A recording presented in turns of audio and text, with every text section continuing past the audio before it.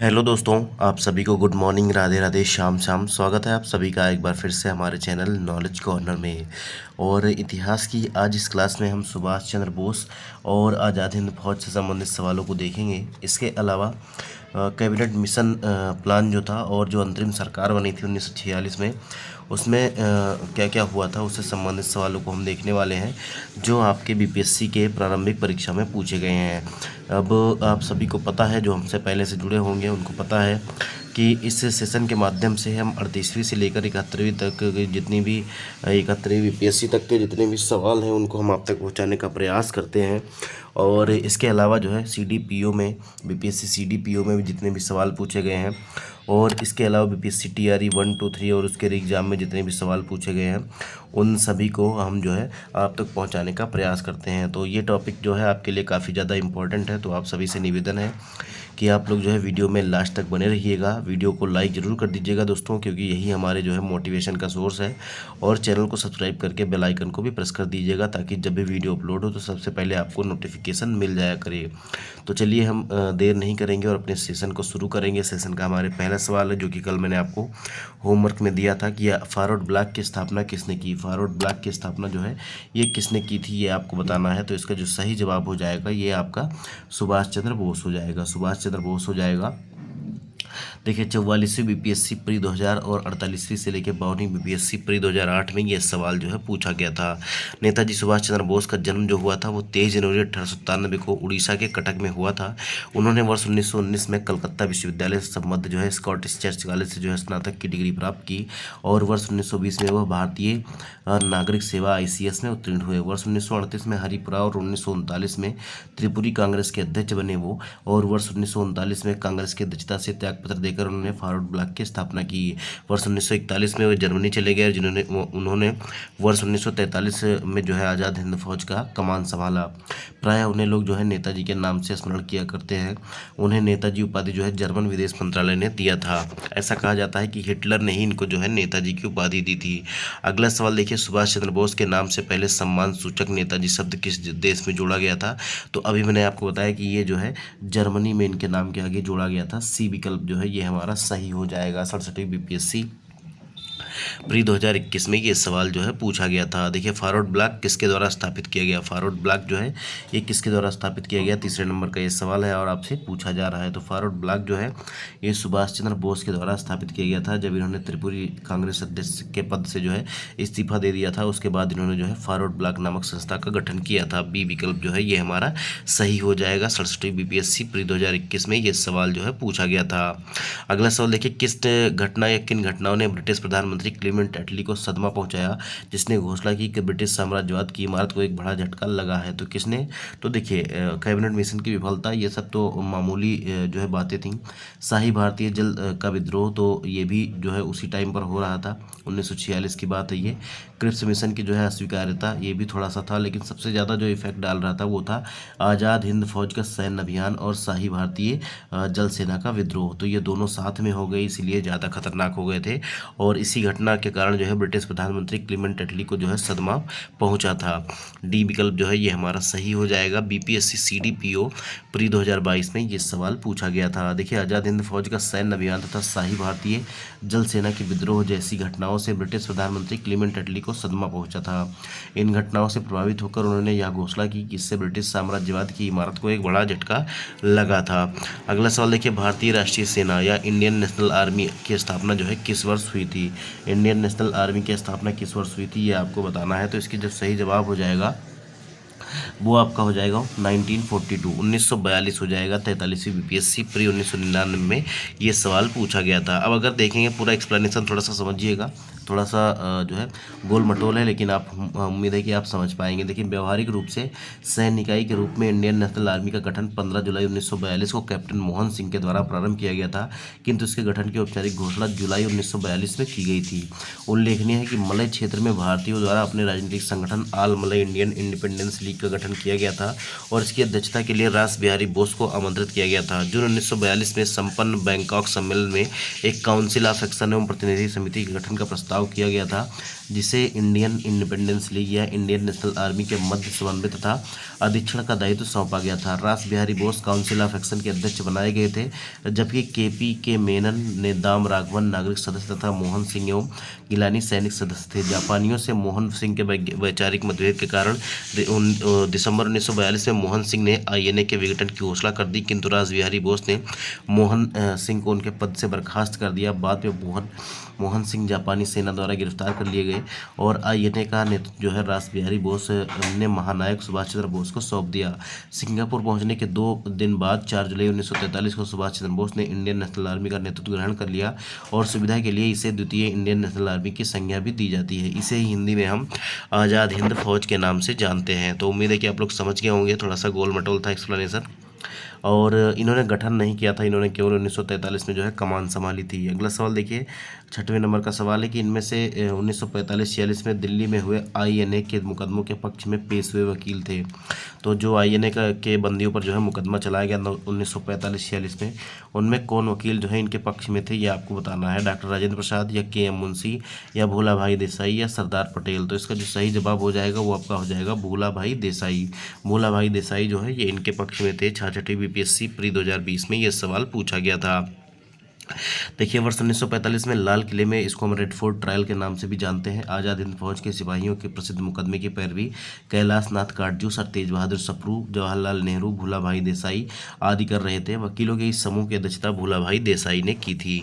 अगला सवाल देखिए, वर्ष 1943 में आज़ाद हिंद फौज जो है अस्तित्व में आई। आज़ाद हिंद फौज जो है अस्तित्व में कहाँ से आई थी या कहाँ से नेतृत्व जो है सुभाष चंद्र बोस जी ने संभाला था? तो ये सिंगापुर से संभाला था, याद रखिएगा, कहाँ से? सिंगापुर से संभाला था। 45वीं बीपीएससी प्री 2001 में ये सवाल जो है वो पूछा गया था। देखिए, आज़ाद हिंद फौज का गठन जो है 4 जुलाई 1943 को सुभाष चंद्र बोस के नेतृत्व में किया गया था। फौज का गठन सिंगापुर द्वीप पर किया गया था, किंतु तब सिंगापुर द्वीप ब्रिटिश मलय का अंग था। ब्रिटिश मलय में शामिल 3 भाग थे, फेडरेटेड मलय स्टेट्स और या स्टेट्स हम कह सकते हैं, अनफेडरेटेड मलय स्टेट्स और स्टेट सेटलमेंट। तृतीय यानी स्टेट जो है सेटलमेंट के अंतर्गत 4 अलग अलग क्षेत्रों में को जोड़ा गया था, जो इस प्रकार है। मलक्का वर्तमान में मलेशिया का एक राज्य है। डिडिंग वर्तमान नाम इसका मांजुंग है, वर्तमान में मलेशिया के पेराक राज्य का एक जिला है। और पेनांग वर्तमान में मलेशिया का एक राज्य है। सिंगापुर अगस्त 1963 में स्वतंत्रता की घोषणा की इसने और 16 सितंबर 1963 को मलेशिया का अंग बना। 9 अगस्त 1965 को मलेशिया की संसद के एक प्रस्ताव द्वारा मलेशिया संघ से अलग कर दिया गया तथा इसी दिन से स्वतंत्र देश बन गया। स्पष्ट है कि जब सिंगापुर में आज़ाद हिंद फौज का गठन हुआ तब वह जो है मलय का हिस्सा था। अगला सवाल देखिए, 8वें नंबर का सवाल है कि 1943 में आज़ाद हिंद फौज अस्तित्व में आई थी। तो कहाँ पर आई थी? तो ये सिंगापुर में आई थी। कहाँ पर आई थी? सिंगापुर में आई थी। इसका सी विकल्प जो है ये हमारा सही हो जाएगा। अगला सवाल देखिए, आपने उत्तर भी शायद देख ही लिया होगा। आज़ाद हिंद सरकार के निर्माण की घोषणा कब की गई थी? आज़ाद हिंद सरकार के निर्माण की घोषणा जो है कब की गई थी? तो इसका जो सही जवाब हो जाएगा ये आपका हो जाएगा 21 अक्टूबर 1943 को। 21 अक्टूबर जो है 1943 को सी विकल्प जो है ये हमारा सही हो जाएगा। 42वीं बीपीएससी प्री 1997-98 में पूछा गया सवाल था। देखिए, आईएनए किसके दिमाग की उपज थी और किसने इसकी स्थापना की थी? यहाँ पर यह सवाल पूछा जा रहा है। आईएनए जो है किसके दिमाग की उपज थी और किसने इसकी स्थापना की थी? तो इसका जो सही जवाब हो जाएगा ये आपका हो जाएगा डॉक्टर मोहन सिंह या कैप्टन मोहन सिंह भी हम इसको कहते हैं। तो बी विकल्प जो है ये हमारा सही हो जाएगा। 39वीं बीपीएससी प्री 1994 में ये सवाल पूछा गया था। 11वें नंबर का सवाल देखिए, कह रहा है निम्नलिखित व्यक्तियों में से किसने वर्ष 1943 में सुभाष चंद्र बोस को सिंगापुर में आईएनए बनाने में सहायता की थी? तो किसने सहायता की थी ये आपको बताना है। तो इसका जो सही जवाब हो जाएगा ये हो जाएगा आपका कैप्टन मोहन सिंह। कैप्टन मोहन सिंह या जनरल मोहन सिंह या डॉक्टर मोहन सिंह, कई तरह से अलग अलग नाम इनके लिखे जाते हैं। तो आप सभी लोग बस मोहन सिंह याद रखिएगा। बीपीएससी सीडीपीओ प्री 2005 में ये सवाल जो है पूछा गया था। अगला सवाल देखिए, भारतीय राष्ट्रीय सेना जो आईएनए के संस्थापक है वो कौन है? ये सवाल आपका बीपीएससी टीआरई 2 में पूछा गया था 9वीं 10वीं के एग्जाम में। मैंने कहा था बहुत ही इंपॉर्टेंट टॉपिक है, यहाँ से सवाल आपके टीआरई में पूछे जाते हैं। तो इसका जो सही जवाब हो जाएगा ये आपका हो जाएगा मोहन सिंह। ठीक है, मोहन सिंह हो जाएगा। कौन? मोहन सिंह हो जाएगा, कैप्टन मोहन सिंह। बी विकल्प जो है ये हमारा सही हो जाएगा। अगला सवाल देखिए, देश के बाहर स्वतंत्र भारत की अस्थायी सरकार को संगठित करने में कौन आगे बढ़ा। देखिए बीपीएससी टीआरई 3 जुलाई 2024 का सवाल है कि देश के बाहर स्वतंत्र भारत की अस्थायी सरकार को संगठित करने में कौन आगे बढ़ा। तो इसका सही जवाब हो जाएगा आपका कौन सा, सुभाष चंद्र बोस। सुभाष चंद्र बोस जो है ये आपका सही हो जाएगा, सी विकल्प जो है इसके लिए सही हो जाएगा। बीपीएससी टीआरई 3 जुलाई 2024 में ये सवाल जो है पूछा गया था। और 21 अक्टूबर 1943 को स्वतंत्र भारत की अंतरिम या अनंतिम सरकार की स्थापना सिंगापुर में निर्वासित भारतीयों द्वारा सुभाष चंद्र बोस के नेतृत्व में की गई थी। इसे आज़ाद हिंद या स्वतंत्र भारत भी कहा जाता है। इसी के साथ सुभाष चंद्र बोस ने ब्रिटिश साम्राज्य के विरुद्ध जो है युद्ध की घोषणा भी की थी। अगला सवाल देखिए, अखिल भारतीय फॉरवर्ड ब्लॉक की स्थापना के लिए सुभाष चंद्र बोस से कौन जुड़े और आईएनए आंदोलन के साथ भी जुड़े रहे। तो कौन जो है अखिल भारतीय फॉरवर्ड ब्लॉक के स्थापना के समय जो है सुभाष चंद्र बोस से जुड़े थे और आखिरी तक जो है आईएनए आंदोलन के साथ भी जुड़े रहे थे। तो इसका जो सही जवाब हो जाएगा, ये जवाब हो जाएगा आपका जयप्रकाश नारायण, वैकुंठ शुक्ल या राम नारायण प्रसाद। तो ये सभी जो है गलत हो जाएंगे। इसमें आपका सही जवाब जो हो जाएगा वो हो जाएगा सीलभद्र याजी।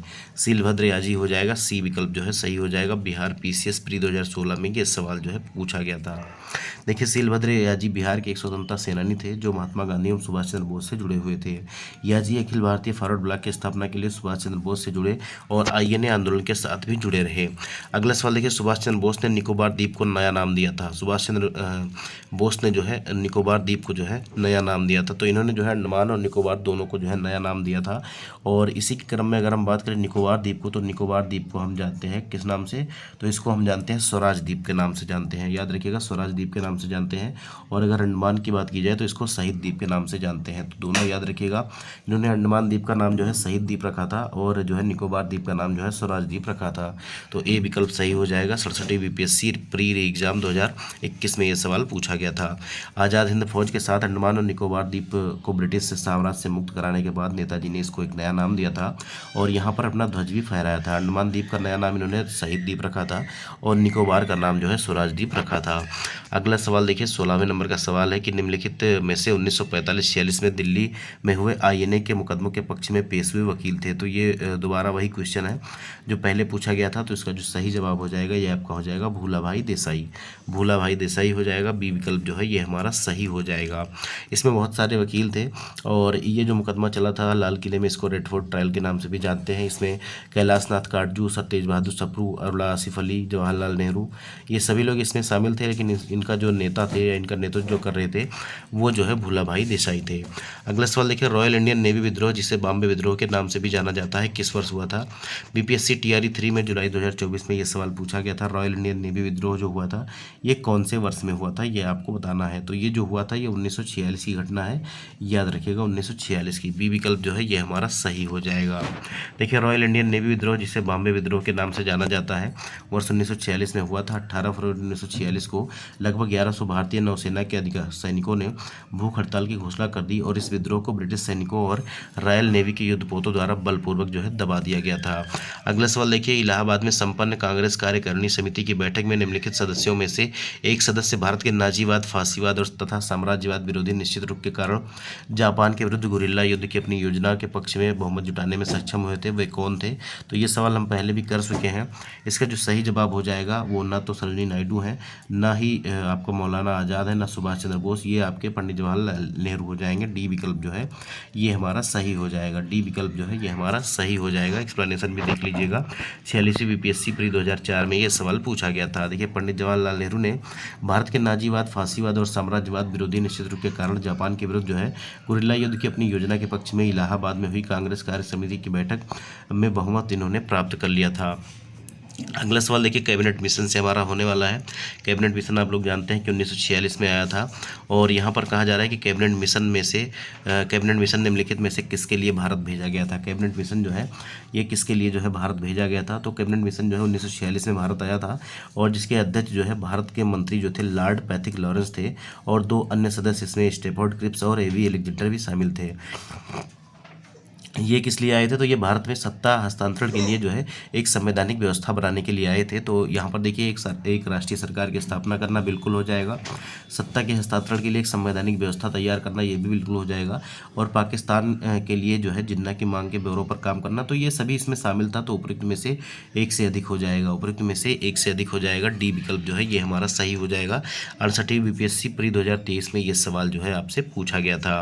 अगला सवाल देखिए, कैबिनेट मिशन की अध्यक्षता किसने की थी? तो मैंने आपको बताया भी कि लॉर्ड जो पैथिक लॉरेंस थे, इन्होंने अध्यक्षता की थी, और इसके जो अन्य सदस्य थे उनका नाम था स्टेफोर्ड क्रिप्स और एवी अलेक्जेंडर। तो स्टेफोर्ड क्रिप्स जो है यहाँ पर दिया गया है, और पैथिक लॉरेंस यहाँ पर दिया गया है। देखिए सर पी लॉरेंस दिया गया है, तो डी विकल्प जो है ये हमारा सही हो जाएगा। 44वीं बीपीएससी प्री 2001 और 2 में ये सवाल जो है आपसे पूछा गया था।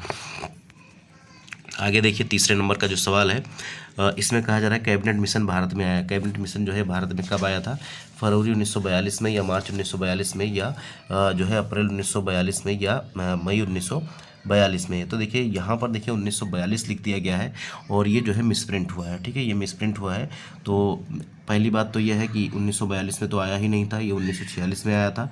तो आप आसानी से जो है मिसप्रिंट क्या है, आप इसको सीधा सीधा सही कर सकते हैं। उपयुक्त में से कोई नहीं, क्योंकि जो कैबिनेट मिशन भारत आया था, इसकी डेट जो है ये 24 मार्च 1946 है। तो ये आप लोग याद रखिएगा। बिहार पीसीएस प्री 2016 में ये सवाल पूछा गया था। देखिए कैबिनेट मिशन 24 मार्च 1946 को जो है दिल्ली या भारत आया। इसके अध्यक्ष पैथिक लॉरेंस भारत के सचिव थे, तथा अन्य सदस्य स्टेफोर्ड क्रिप्स जो है इसके अध्यक्ष बोर्ड ऑफ ट्रेड, तथा एवी अलेक्जेंडर जो है ये एक नौसेना मंत्री थे। देखिए पैथिक लॉरेंस जो थे ये भारत सचिव थे, और स्टेफोर्ड क्रिप्स जो थे अध्यक्ष थे बोर्ड ऑफ ट्रेड के, और एवी अलेक्जेंडर जो थे ये नौसेना मंत्री थे। इन तीनों को मिलाकर जो है कैबिनेट मिशन जो है बनाया गया था। अगला सवाल देखिए, इनमें से कौन 1946 ईस्वी में भारत भेजे गए कैबिनेट मिशन का जो है सदस्य नहीं था? तो सदस्य नहीं था, देखिए सर स्टेफोर्ड क्रिप्स तो सदस्य थे, एवी अलेक्जेंडर भी थे, और पैथिक लॉरेंस तो इसके अध्यक्ष थे, या इसका नेतृत्व कर रहे थे, लेकिन रैमसे मैकडोनाल्ड नहीं थे। तो इसका बी विकल्प जो है यही हमारा सही हो जाएगा। बी विकल्प जो है सही हो जाएगा। 67वीं बीपीएससी प्री एग्जाम 2022 में ये सवाल पूछा गया था। अगला सवाल देखिए, इनमें से कौन कैबिनेट मिशन के सदस्य नहीं थे? दोबारा फिर से सवाल पूछा जा रहा है। डिक्टो एकदम सवाल है, मिलता जुलता सवाल है। तो पैथिक लॉरेंस थे, स्टेफोर्ड क्रिप्स थे, और अलेक्जेंडर थे, बेवल नहीं थे। तो बी विकल्प जो है ये हमारा सही हो जाएगा। 63वीं बीपीएससी का ये सवाल था। अगला सवाल देखिए, इनमें से कौन कैबिनेट मिशन के सदस्य नहीं थे? फिर से वही सवाल है, 69वीं बीपीएससी का। एक बार 63वीं में पूछा गया, फिर 67वीं में, और फिर 69वीं में। तो देखिए पी लॉरेंस भी थे, एवी अलेक्जेंडर भी थे, लेकिन जे एंड्रयू नहीं थे। जे एंड्रयू नहीं थे। ए विकल्प जो है इसका ये हमारा सही हो जाएगा। 69वीं बीपीएससी प्री 2023 में ये सवाल पूछा गया था। अगला सवाल देखिए, वह कौन सा कांग्रेस अध्यक्ष था जिसने क्रिप्स मिशन व लॉर्ड वेवल दोनों से वार्ताएं की थी?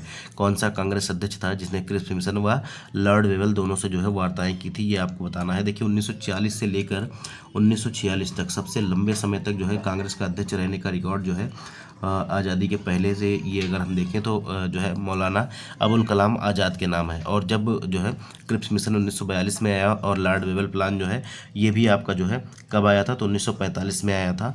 तो दोनों से वार्ताएं जो है किसने की थी? तो जो अध्यक्ष थे उन्हीं ने वार्ताएं की थी, अबुल कलाम आज़ाद। 1940 का जो रामगढ़ अधिवेशन था उसके बाद जो है अधिवेशन ही नहीं हुए, और 1946 तक जो है लगातार अबुल कलाम आज़ाद जो है इसके अध्यक्ष बने रहे थे। तो ए विकल्प जो है ये हमारा सही हो जाएगा। 47वीं बीपीएससी प्री 2005 में ये सवाल पूछा गया था। देखिए अबुल कलाम आज़ाद वर्ष 1940 से 46 तक कांग्रेस के अध्यक्ष रहे। उन्होंने क्रिप्स मिशन और लॉर्ड वेवल प्लान दोनों से वार्ताएं जो है की थी। अगला सवाल देखिए, अंतरिम सरकार का गठन से संबंधित सवाल है, और इसका सही जवाब कौन सा हो जाएगा ये आपको बताना है। देखिए अंतरिम सरकार में वित्त मंत्री कौन थे? वित्त मंत्री या वित्त मंत्रालय जो है अंतरिम सरकार में ये किसके पास था ये आपको बताना है। देखिए आम चुनाव से पहले जो है अंतरिम सरकार का गठन किया गया था, और जिसमें जो है प्रधानमंत्री कौन बने थे? तो जवाहरलाल नेहरू बने थे। इसके अलावा अलग अलग जो मंत्रालय है वो अलग अलग लोगों को सौंपा गया था। और अगर हम बात करें कि वित्त मंत्रालय की बात या वित्त मंत्री की बात करें, तो लियाकत अली खां जो थे, या लियाकत अली जो खान थे, इनको जो है वित्त मंत्री बनाया गया था। तो ए विकल्प जो है ये हमारा सही हो जाएगा। 67वीं बीपीएससी प्री 2022 में ये सवाल जो है आपसे पूछा गया था। देखिए पुनर्गठित अंतरिम सरकार अक्टूबर 1946 में वित्त मंत्री का पद लियाकत अली खान के पास, और गृह विभाग या जो है होम मिनिस्ट्री जो है सरदार पटेल के साथ, और विदेशी मामले एवं राष्ट्रमंडल विभाग जवाहरलाल नेहरू के पास था। अगला सवाल देखिए, हम बहुत बड़ी भूल करेंगे यदि हम बिहार की जनता और उनके मंत्रिमंडल को लीग के नेताओं के हिंसक व असभ्य आक्रमणों के आगे असुरक्षित जो है या या आरक्षित छोड़ देंगे। वर्ष 1946 में यह बात किसने कही थी, ये आपको बताना है। तो इसका जो सही जवाब हो जाएगा ये कौन सा हो जाएगा, तो सरदार पटेल ने ऐसा कहा था वर्ष 1946 में। याद रखिएगा डी विकल्प। 42वीं बीपीएससी प्री 1997-98 में ये सवाल जो है पूछा गया था। देखिए वर्ष 1946 में बनी अंतरिम सरकार में राजेंद्र प्रसाद के पास कौन सा विभाग था, आपसे पूछ रहा है। राजेंद्र प्रसाद, प्रसाद अगर नाम के पीछे आ जाएगा तो क्या हो जाएगा, तो प्रसाद कहाँ पर मिलता है, तो ये जो है खाद्य एवं कृषि में जो है प्रसाद मिलता है। तो आप लोग इस तरह से याद रख सकते हैं कि राजेंद्र प्रसाद, प्रसाद आप किससे संबंधित है, खाने पीने की चीज़ों से रिलेटेड है। और खाद्य एवं कृषि मंत्रालय जो था ये राजेंद्र प्रसाद जी के पास था। तो डी विकल्प जो है ये हमारा सही हो जाएगा। थोड़ा सा ट्रिक से अपना कर आप आसानी से इन चीज़ों को याद रख सकते हैं। 67वीं बीपीएससी प्री 2022 में ये सवाल पूछा गया था। देखिए वर्ष 1946 में अंतरिम सरकार में राजेंद्र प्रसाद के पास जो है खाद्य एवं कृषि विभाग था, बलदेव सिंह के पास जो है रक्षा विभाग था, वल्लभ भाई पटेल के पास गृह विभाग था। तो वल्लभ भाई पटेल के बारे में तो सभी जानते हैं कि इनके पास जो है गृह विभाग था। बाकी अगर रक्षा विभाग की बात करेंगे किसके पास था, तो जिसके पास बल होगा वही तो रक्षा करेगा। तो ऐसे करके आप जो है बलदेव सिंह को याद कर सकते हैं अंतरिम सरकार के रक्षा मंत्री के रूप में। बलदेव सिंह को आप रक्षा मंत्री जो है आसानी से याद कर सकते हैं, क्योंकि जिसके पास जो है बल रहेगा वही रक्षा कर सकता है। अगला सवाल देखिए, वर्ष 1946 में बनी अंतरिम सरकार में डॉक्टर राजेंद्र प्रसाद के पास कौन सा विभाग था। 17वीं बीपीएससी एग्जाम 2024 में ये सवाल जो है पूछा गया था। तो अभी मैंने आपको बताया कि प्रसाद किस में मिलता है, खाने में मिलता है। तो खाद्य एवं कृषि में ये हो जाएगा। सी विकल्प जो है ये हमारा सही हो जाएगा। देखिए कैबिनेट मिशन योजना के आधार पर 24 अगस्त 1946 की घोषणा के तहत नवनिर्वाचित संविधान सभा से 2 सितंबर 1946 को भारत की अंतरिम सरकार का गठन किया गया और इसमें डॉक्टर राजेंद्र प्रसाद के पास खाद्य एवं कृषि विभाग था। अगला सवाल देखिए, वर्ष 1946 में बनी अंतरिम सरकार में डॉक्टर राजेंद्र प्रसाद के पास कौन सा विभाग था। और ये बार बार आपसे पूछा जाएगा, क्योंकि डॉक्टर राजेंद्र प्रसाद का संबंध जो है ये बिहार से है और इसीलिए जो है बिहार के एग्जाम में ये सवाल आपको बार बार घूम फिर के देखने को मिलता है। तो इसका जो सही जवाब हो जाएगा ये कौन सा हो जाएगा, जैसे ही प्रसाद की बात आएगी खाद्य एवं कृषि हो जाएगा। सी विकल्प जो है सही हो जाएगा। बीपीएससी टीआरई 2 में ये सवाल पूछा गया था। बीपीएससी 9वीं के 10वीं के एग्जाम में, 9वीं और 10वीं के एग्जाम में 26/8/2023 को। अगला सवाल देखिए, 1946 ईस्वी में गठित अंतरिम सरकार के मंत्रिमंडल में श्रम विभाग किसे सौंपा गया था। श्रम विभाग अगर आप नाम देखेंगे तो समझ जाएंगे। देखिए जगजीवन राम, डॉक्टर राजेंद्र प्रसाद और डॉक्टर अनुग्रह नारायण सिंह या सैयद अली जहीर। तो यहाँ पर अगर बात की जाए श्रम विभाग की तो जगजीवन राम हो जाएगा। जगजीवन राम को जो है श्रम विभाग सौंपा गया था। ए विकल्प जो है ये हमारा सही हो जाएगा। 67वीं बीपीएससी री एग्जाम 2022 में ये सवाल जो है पूछा गया था। देखिए 1946 में बनी अंतरिम सरकार में श्रम विभाग बाबू जगजीवन राम को दिया गया था और राजेंद्र प्रसाद को खाद्य एवं कृषि विभाग दिया गया था और सैयद अली जहीर को जो है विधि विभाग दिया गया था। तो सैयद अली जहीर को भी याद रखिएगा, इनके पास जो है विधि विभाग था। अगला सवाल देखिए, राष्ट्रीय जो है अंतरिम सरकार में रियासतों का विभाग जो है किसे दिया गया था। रियासतों का विभाग जो है किसे दिया गया था ये आपको बताना है। तो इसका सही जवाब कौन सा हो जाएगा, तो रियासतों का विभाग या जो गृह मंत्रालय था ये सरदार वल्लभ भाई पटेल के पास था। बी विकल्प जो है ये हमारा सही हो जाएगा। कौन सा विकल्प, विकल्प बी जो है ये हमारा सही हो जाएगा। 67वीं बीपीएससी प्री एग्जाम 2021 में ये सवाल पूछा गया था। देखिए सरदार वल्लभ भाई पटेल को अंतरिम सरकार में देशी रियासतों, राज्य विभाग, गृह, सूचना एवं प्रसारण विभाग जो है दिया गया था। तो आज के सेशन में इतना ही था। अगला जो सवाल है ये आपके लिए होमवर्क है और ये आपको जो है इसका जवाब कमेंट बॉक्स में देना है। 68वीं बीपीएससी में प्री 2022 में पूछा गया सवाल है और भारत का विभाजन एवं स्वतंत्रता ये हमारा टॉपिक है। इससे संबंधित सवाल हमारे आगे के जो है सेशन में रहने वाले हैं। आपको बताना है कि 20 फरवरी 1947 को प्रधानमंत्री एटली ने जो है भारत से ब्रिटिश शासन को कब तक वापस लेने की घोषणा की थी। अब इन्होंने एक डेट दी थी कि इस टाइम पर जो है या इस तिथि तक धीरे धीरे सत्ता को हस्तांतरित करके जो है अंग्रेज जो है भारत को छोड़ देंगे। तो ये कौन सा जो है टाइम था ये आपको बताना है। आप लोग कमेंट करके जवाब जरूर दीजिएगा, क्योंकि कमेंट जब आप करते हैं तो थोड़ी सी एक्टिविटी आपके जो है दिमाग में होती है और जब एक्टिविटी करके आप कोई चीज़ सीखते हैं तो आपको काफ़ी लंबे समय तक वो चीज़ें याद रहती हैं। तो मिलेंगे अगले सेशन में। उम्मीद करता हूँ कि आपको वीडियो पसंद आई होगी। वीडियो को लाइक जरूर करिएगा, चैनल को सब्सक्राइब जरूर करिएगा और इस क्लास की PDF के लिए आप हमारे टेलीग्राम चैनल से जुड़ जाइएगा, जिसका लिंक आपको वीडियो के डिस्क्रिप्शन में मिल जाएगा। तो मिलते हैं अगले वीडियो में, तब तक के लिए जय हिंद, जय भारत, नमस्कार।